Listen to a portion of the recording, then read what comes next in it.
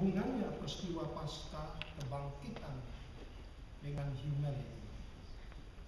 Bukankah pada waktu kita memikirkan mengenai kebangkitan, bagaimana kuasa maut dan kuasa kematian dipatahkan, bukankah itu tanda victorious, kemenangan, kemuliaan, keagungan, keperkasaan, laksana seorang raja yang masuk ke dalam medan peperangan dengan kereta kuda yang gagah perkasa, laksana pesawat-pesawat F-16 dan pesawat-pesawat mutakhir lainnya tiba menolong suatu daerah yang dilanda peperangan.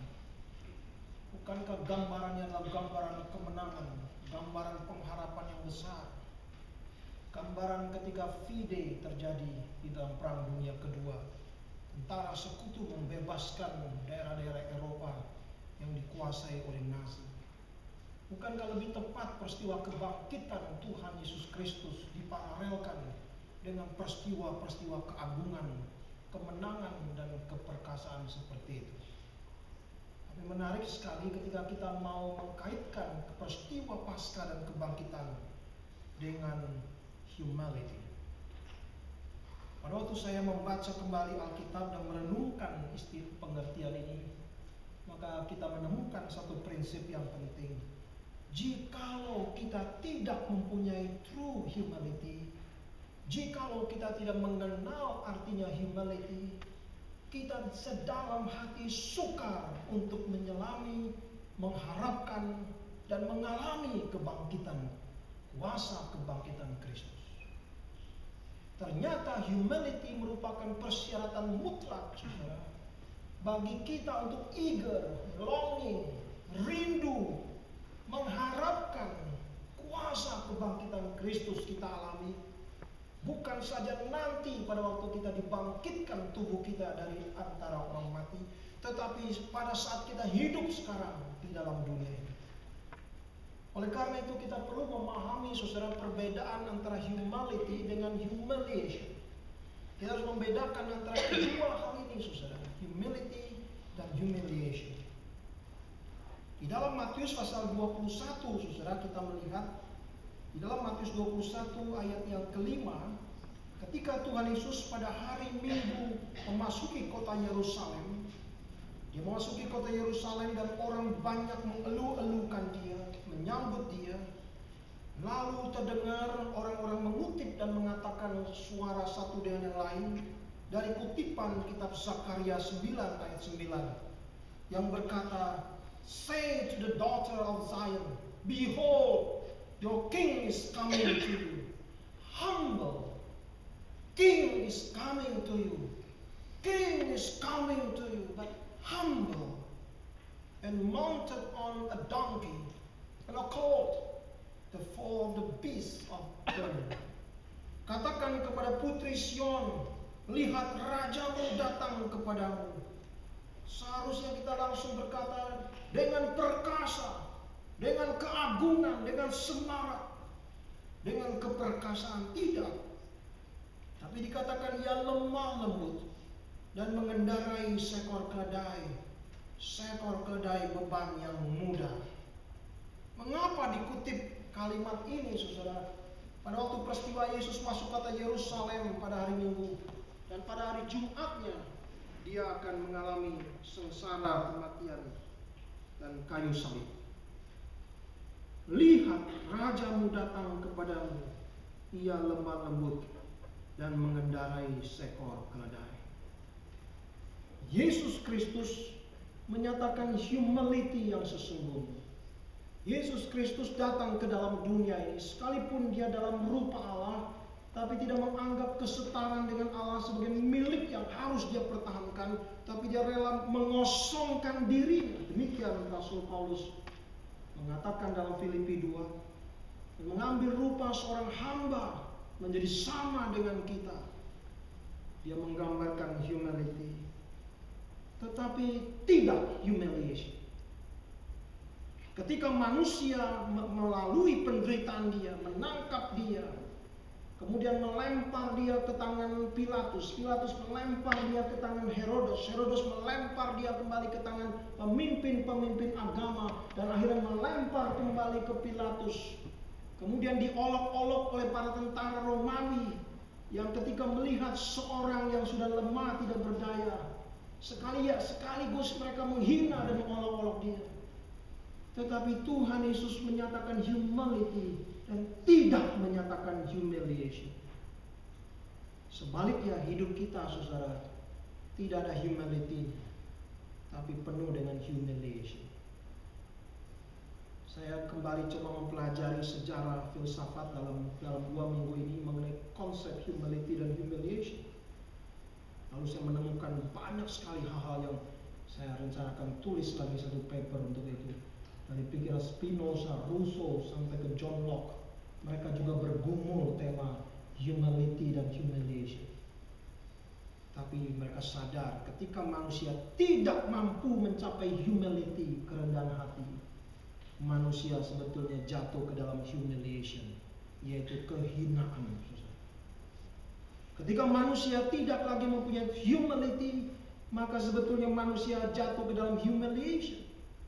Tuhan Yesus menyatakan humility-nya, tetapi tidak jatuh ke dalam humiliation. Itu sebabnya pada sore hari ini kita coba ingin merenungkan apa perbedaan antara humility dengan humiliation. Sebagaimana kita sebagai orang percaya sudah menerima anugerah keselamatan di dalam Tuhan Yesus. Untuk itu saudara, saya tertarik kita membandingkan peristiwa Yesus sebagai raja dengan naik keledai dengan seorang raja lain, yaitu Raja Daud. Raja Daud di dalam peristiwa kehidupan dicatat dalam 2 Samuel 16, 15-17, khususnya dalam pasal 16. Pada suatu saat Daud harus meninggalkan kota Yerusalem. Kenapa dia meninggalkan kota Yerusalem?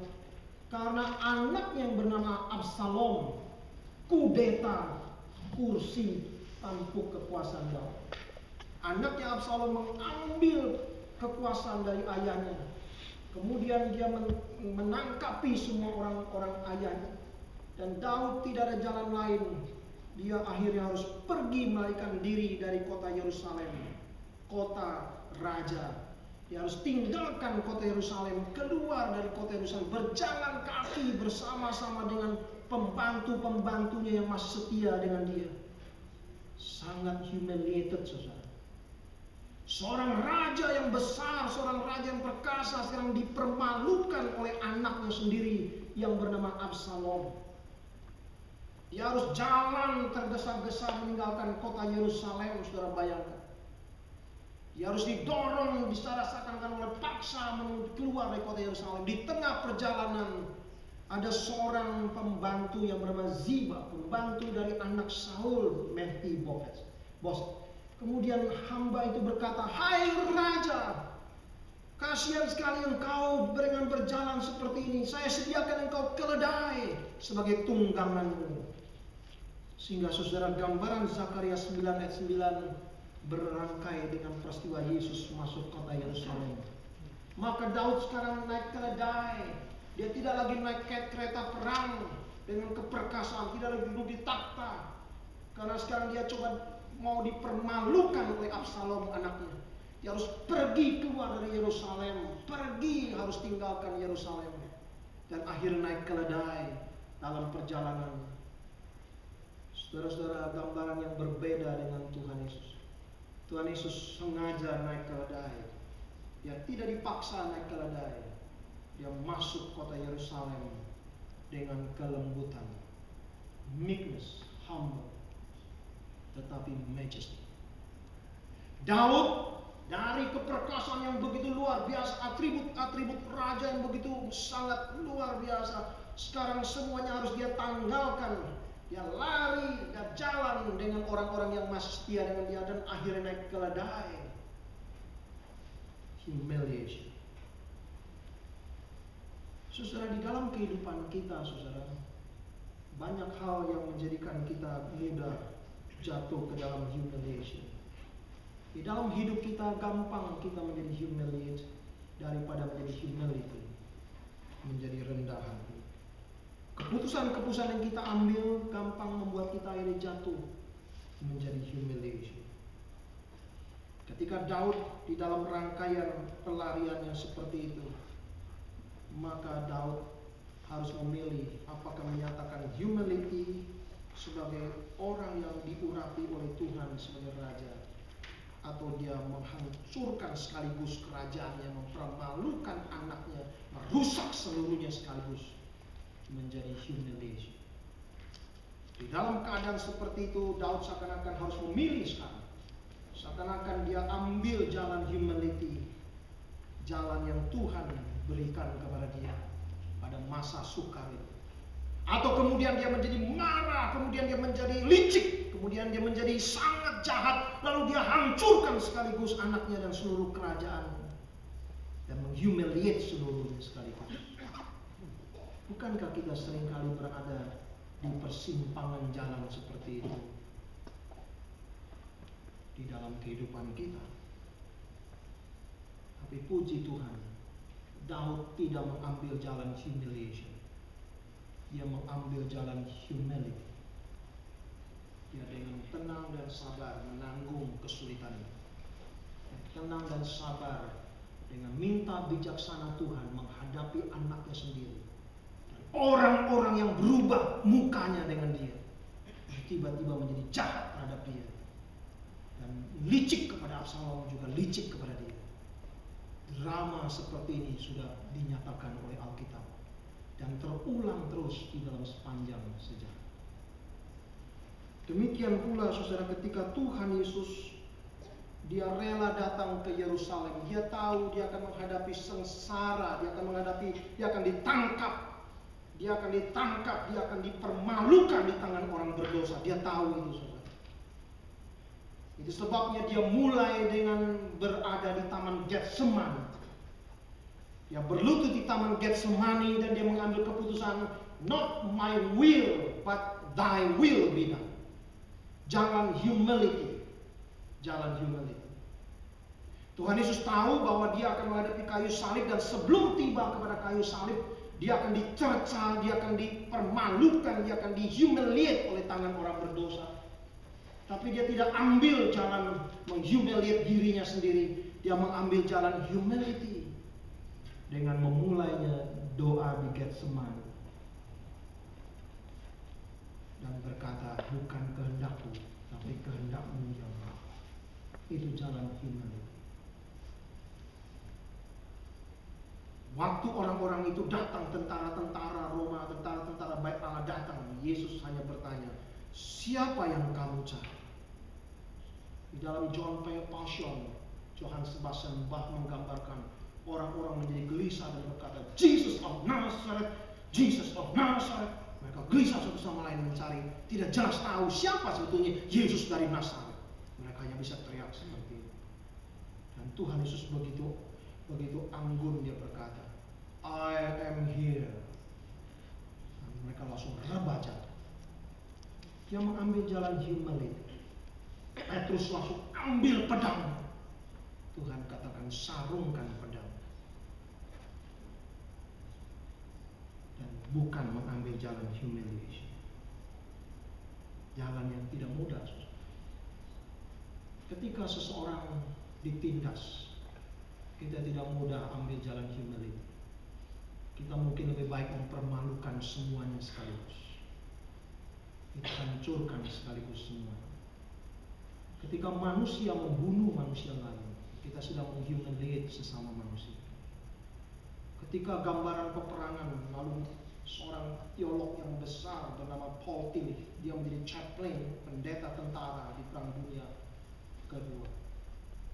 Lalu dia digambarkan sedang berjalan dengan foto hitam putih. Di sekitar dia orang tergeletak, ada yang berteriak, gambaran daripada peperangan. Sangat senyap gambar itu. Dan dia berdiri di situ sendirian, lalu bertanya, why this happened? Manusia mempermalukan seorang dengan yang lain.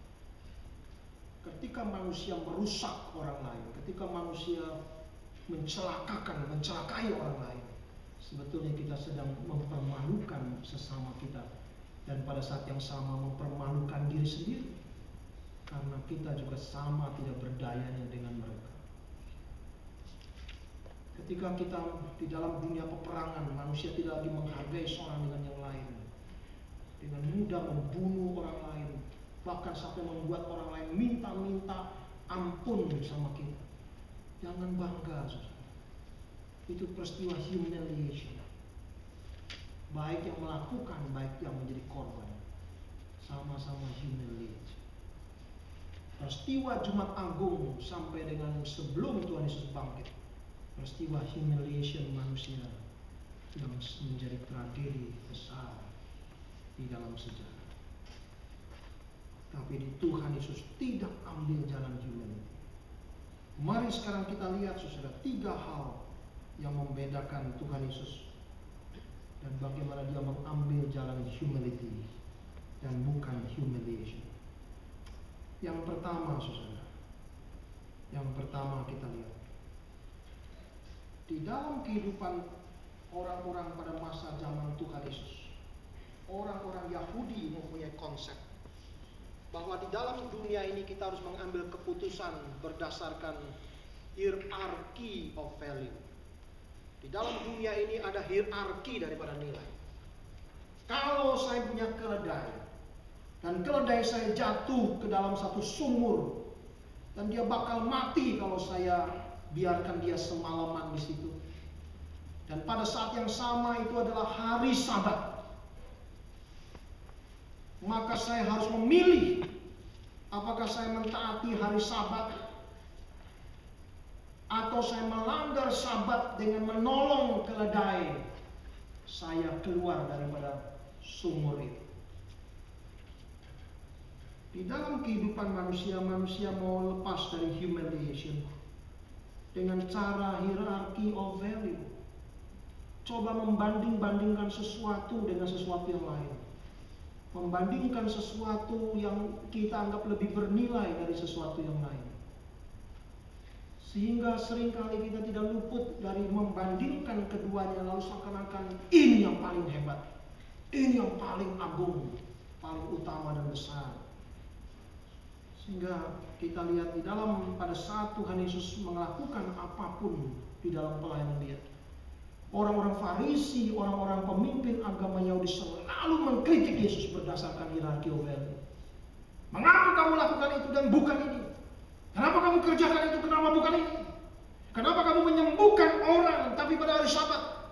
Kenapa kamu harus berbuat itu, bukan ini? Kenapa harus begitu? Terus menerus seperti itu. Tapi pertanyaannya adalah, saudara, bisakah manusia lolos dari humiliation hanya dengan kita memilih apa yang kita anggap hebat dan agung? Benarkah kita bisa lolos dari humiliation hanya dengan kita seakan-akan memilih sesuatu yang lebih agung dari yang lain? Bukankah kita pasti akan menganggap orang Farisi lebih agung dari yang lain? Kenapa? Oh, dia akan berkata, ini hari Sabat, tidak boleh melakukan apa-apa. Kita harus hormat hari Sabat. Dibandingkan dengan menolong keledai. Tapi pertanyaannya adalah, bukankah pemilihan hierarchy of value juga hanya berdasarkan keuntungan kita sendiri? Kalau kita dilihat oleh orang banyak menjadi orang beragama, pasti kita akan pilih mentaati Sabat dan membiarkan keledai kita masuk ke dalam lubang. Tapi kalau kita memikirkan keuntungan seekor keledai dengan harga yang tidak murah pada masa itu, tentu kita akan menyelamatkan keledai keluar daripada lubang dibandingkan mentaati hari Sabat. Bukankah itu yang terjadi? Saya bertanya kepada diri saya sendiri, kalau saya menghormati hari Minggu, apakah hanya karena saya seorang pendeta dan itu merupakan tugas saya pada hari Minggu? Dan ketika saudara adalah seorang biasa, bukan seorang hamba Tuhan, saudara lebih menghargai Senin sampai Jumat, bukan? Karena itu sumber nafkah saudara, dan bukan hari Minggu. Bukankah kita memilih kalau gitu hanya berdasarkan keuntungan kita sendiri?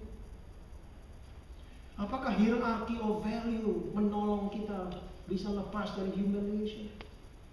Kalau Yesus Kristus mengambil jalan seperti itu, pernahkah dia akan datang ke dalam dunia ini? Apa pentingnya hidup kita dibandingkan dengan yang lain? Apa berharganya tindakan Tuhan menebus kita diberikan kepada kita orang yang berdosa, yang tidak layak. Hierarchy of value tidak melepaskan kita dari humiliation. Karena pada akhirnya kita mementingkan diri sendiri jauh lebih besar daripada yang lain. Yang kedua, saudara, kita lihat. Yang kedua, kalau suatu hari kita tanya kepada pemimpin-pemimpin agama Yahudi, jikalau ada seorang yang akan jatuh ke dalam lubang, bolehkah saya menolong orang itu? Dan kalau sampai saja saya mau menolong orang itu, saya menolong orang itu yang sudah mau mati, dia jatuh tidak lagi berdaya, bolehkah saya menolong orang itu? Pasti boleh. Mana ada ajaran agama yang tidak memperbolehkan kita menolong orang lain, apalagi orang itu sudah mau mati di dalam suatu hal yang membahayakan dia. Tapi persoalannya belum selesai. Ada pertanyaan lain. Andai kata saya menolong orang itu dengan resiko saya yang akan mati menggantikan dia, boleh? Apakah boleh seperti itu? Jikalau saya harus menolong seseorang yang tenggelam, dengan resiko orang itu akan saya tolong, tapi saya sendiri akan tenggelam dengan resiko seperti itu, bolehkah saya menolong? Maka Rabi Yahudi bilang seperti ini. Nah, kalau ini belum tentu, dia bilang. Kenapa belum tentu? Karena Rabi berkata, karena hidup manusia tidak equal. Kita tidak tahu hidup dia atau hidup kamu yang lebih berharga. Kalau kamu tolong dia, dia selamat, kamunya mati. Padahal hidup kamu lebih berharga daripada hidup dia. Bukankah itu menyalahi kehendak Tuhan? Wow, saudara. Kalau sudah seperti itu, saudara, maka kita sadar hidup memang tidak equal. Tidak semua hidup sama. Mengapa kamu harus mengorbankan dirimu untuk menolong orang lain? Dengan resiko kamu harus mati. Padahal Tuhan mau kamu hidup. Lalu jangan-jangan hidup kamu lebih bernilai, lebih berharga di mata Tuhan daripada hidup orang itu. Bukan kalau baik kau biarkan dia mati tanpa perlu menolong. Kita terbiasa, bukan, terbentuk untuk memelihara diri kita sendiri daripada menolong orang lain. Karena kita merasa hidup kita lebih berharga, lebih penting dari orang lain.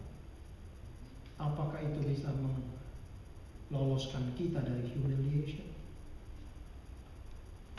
Saya jadi ingat pada hari Sabtu kemarin dalam Bible Study, Ibu Mimi, dia sudah kembali ke Surabaya.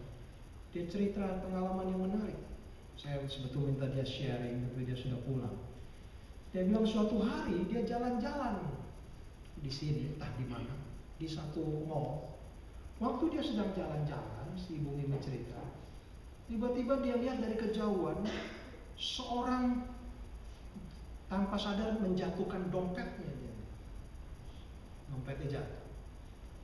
Lalu Ibu Mimi lihat, kemudian dia lihat, dia mau kasih tahu orang itu, tapi agak jauh. Belum sempat dia kasih tahu, ada orang lain datang, ambil dompet itu. Lihat-lihat dompet itu, lalu dia masukin kantongnya. Wah, si ibu ini jadi gelisah, bukan? Wow, kasih tahu atau tidak orang itu?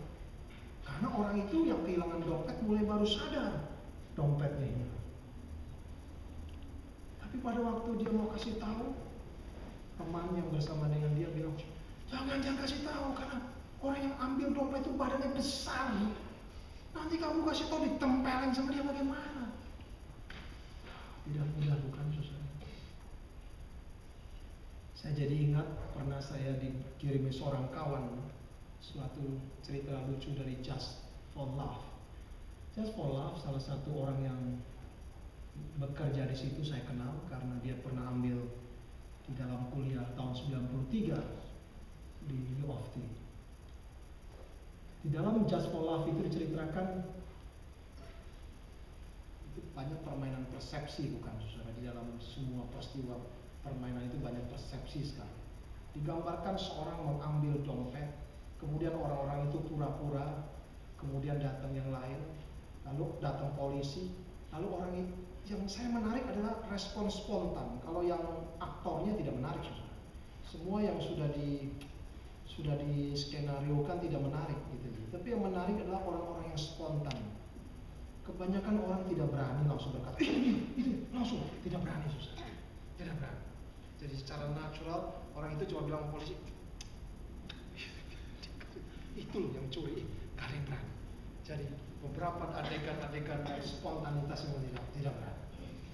Tidak berani. Ada resiko lebih besar. Tapi Ibu Mimi dia bilang akhirnya dia putuskan, dia harus kasih tahu. Tapi kasih tahunya agak di luar, karena orang itu sedang cari-cari dompetnya di luar, supaya tidak terlalu dekat dengan orang yang besar tadi. Sudah bagus bukan? Daripada sama sekali tidak kasih tahu. Tapi di dalam ajaran rabi-rabi kita melihat juga ada pikiran seperti itu. Jangan-jangan hidup kita memang lebih berharga daripada yang lain. Apa betul? Apa betul kalau kita merasa hidup kita lebih berharga dari yang lain, hidup kita lebih baik dari yang lain, lebih anggun, betul-betul menjalankan kehendak Tuhan? Apa betul? Apa betul? Dan kalau Tuhan Yesus mengambil jalan seperti ini, adakah pernah Jumat Agung? Tidak ada. Kalau Tuhan Yesus ambil jalan seperti ini, apa berharganya hidup kita dibandingkan dengan dirinya, anak Allah yang tidak berdosa? Jikalau kita pakai model pola seperti ini, saudara, untuk mempertahankan diri kita supaya seakan-akan tidak humiliate, pernahkah ada Jumat Agung? Pernahkah ada Paskah? Tidak akan ada, saudara. Oleh karena jalan yang Tuhan Yesus ambil adalah jalan yang ketiga. Jalan yang ketiga. Jalan yang ketiga, dia menyerahkan nyawa. Lalu kita melihat muncul lagi drama yang dahsyat. Ketika Pilatus pada penghakiman yang terakhir, dia bertanya kepada massa yang banyak itu, siapa yang akan kubebaskan pada hari ini? Barabaskah atau Yesus? Pilatus menanyakan ini karena dia tahu latar belakang cara berpikir orang Yahudi, sebagian rabi-rabi yang menilai hidup tidak equal.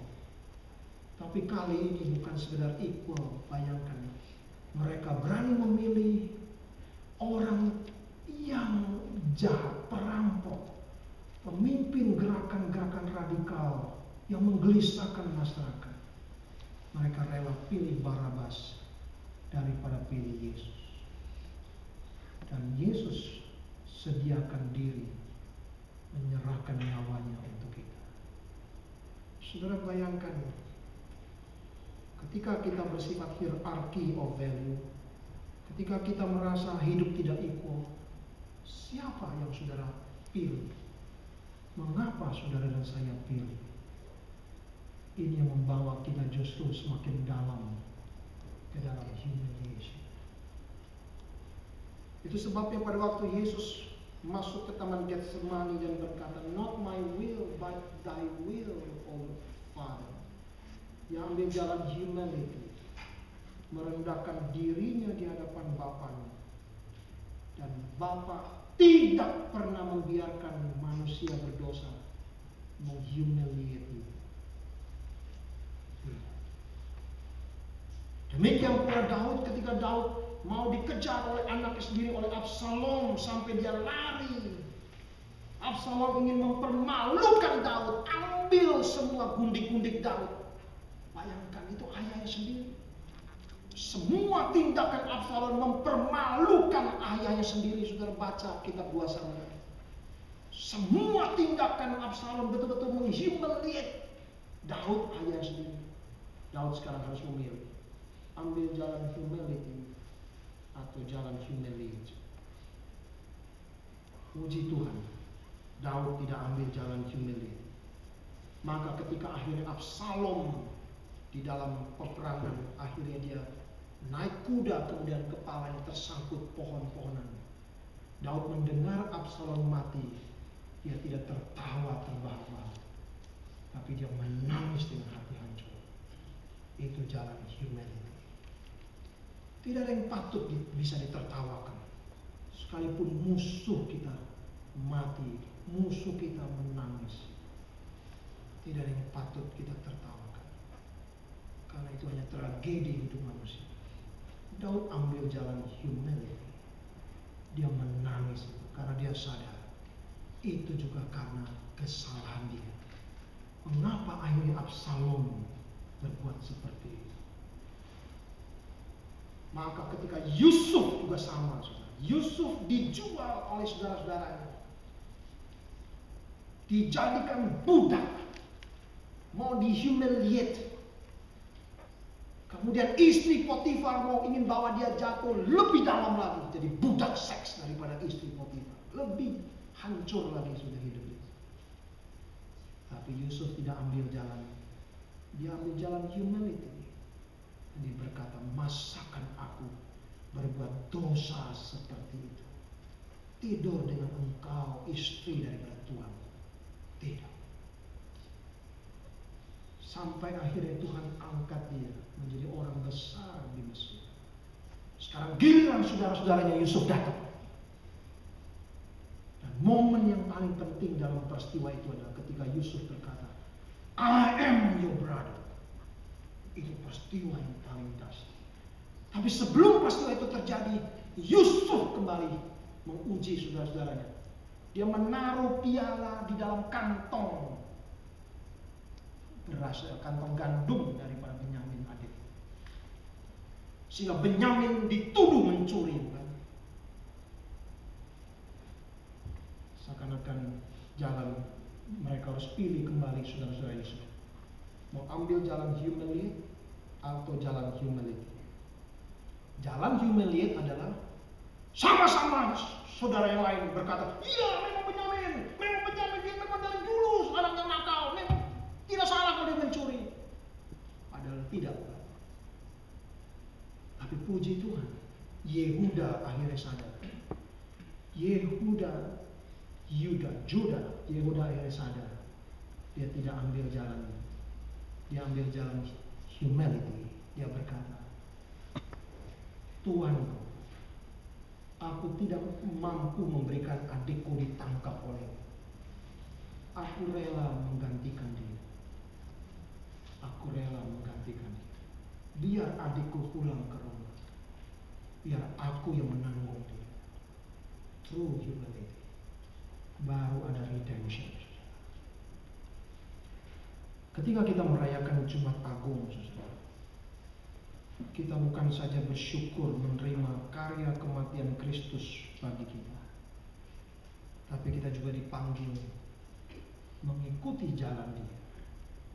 Jalan humiliation atau jalan humility. Jalan humiliation di dalam dosa dan segala kekerasan hati kita, atau jalan humility di mana kita berkata, Tuhan, ajar aku rela menanggung apa yang Engkau mau aku tanggung. Di dalam sejarah umat manusia, hanya itu jalan humility. Adakah kita sebagai suami rela menanggung kelemahan istri kita tanpa mempercakapkan kelemahan? Sebagai istri, rela kita menanggung segala kelemahan suami kita tanpa mempercakapkan dan membawa bertumbuh bersama-sama di dalam Tuhan? Adakah orang tua rela menanggung ketidakbijakan anak-anaknya, kadang-kadang kebodohan, dan membawa dia mengenal jalan Tuhan? Adakah anak-anak tetap menghormati orang tuanya dan menanggung? Mungkin engkau merasa orang tuamu tidak sepandai engkau, tapi sama-sama mau bertumbuh di dalam Tuhan. Di dalam sepanjang sejarah, gereja awal mula-mula melakukan tindakan itu. Siapa yang menanggung segala kekejaman Romawi yang membunuh orang-orang miskin, melempar mayatnya di jalanan-jalanan, menghina orang-orang yang tidak berdaya, mati dalam erangan kesakitan, merampas orang-orang yang lemah, membunuh tawanan-tawanan dari keperkasaan Romawi setelah peperangan. Siapa yang menanggung semuanya? Gereja mula-mula. Mereka menghampiri orang-orang yang susah, sengsara, yang miskin, mati di jalanan. Mereka rawat, mereka jaga. Sepanjang sejarah perlu ada kerelaan menanggung. Dan itulah panggilan kita. Cuma tanggung, bukan sekedar kita bersyukur Tuhan mati untuk kita, tapi Tuhan mau memakai kita membuka jalan baru di dalam dunia. Ketika orang-orang hanya dengan senapan dan pengecut menembaki sekolah-sekolah di Kenya, mereka menghumiliate sesama manusia. Teriakan, permohonan terdengar. Seperti Herodes membunuh bayi-bayi yang umur di bawah 2 tahun. Dia menghumiliate sesama manusia. Suatu hari dia akan dihumiliate juga di dalam dosa. Kita tidak dipanggil jalan, kita dipanggil untuk menanggung beban seorang yang lain.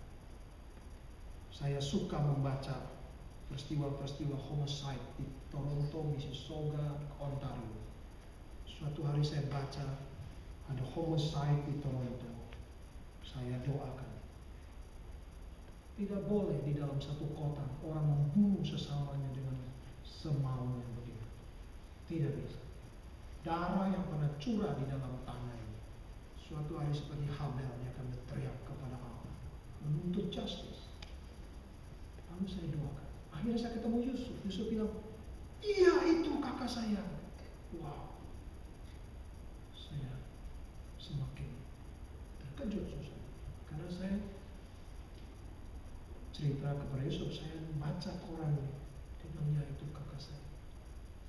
Seorang bapak umur 72 tahun turun ke basement, dan seorang datang hantam dari luar, memukul dia dengan palu.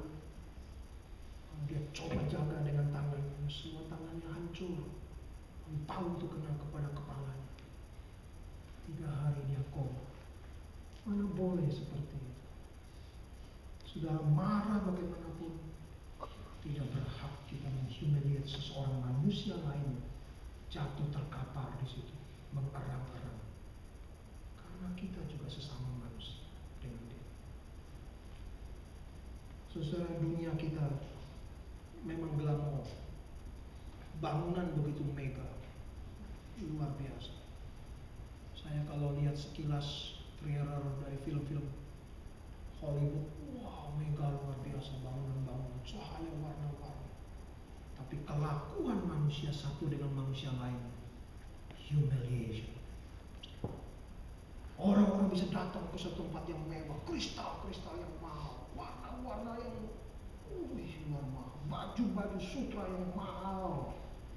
Tapi tingkah laku manusia, humiliate satu dengan yang lain. Gereja dipanggil untuk berdoa dan siap menanggung beban, sebagaimana Kristus menanggung beban dosa untuk kita. Mari kita tundukkan kepala.